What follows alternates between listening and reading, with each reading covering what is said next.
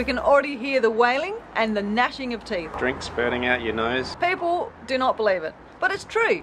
You don't have to have a lot of money to come to a place like London. We're not saying this is the only way to see it, but you know, if you're on a really tight budget, don't feel like you have to miss out, because there's lots of stuff you can do.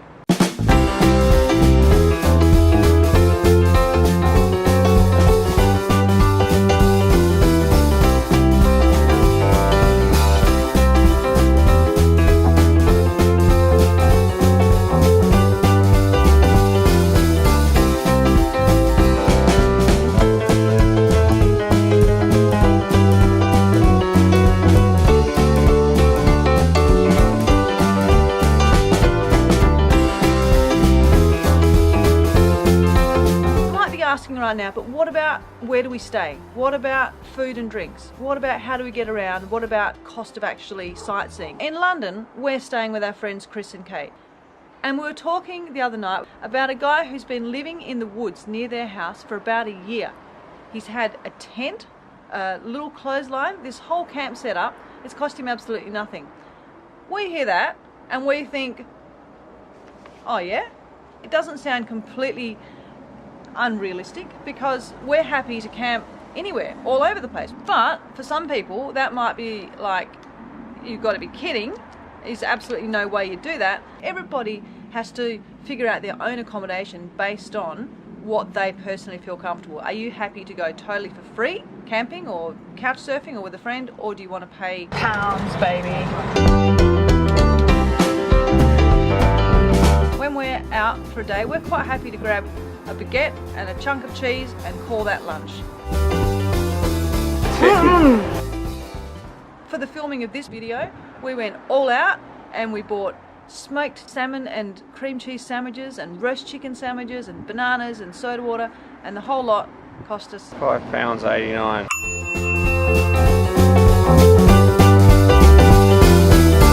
London is completely full of free things to see and do. It's absolutely amazing, and there's a few hacks that you can use along the way. St Paul's Cathedral, for example, costs something like £18 to go inside, unless you go for one of the services, in which case it's completely free.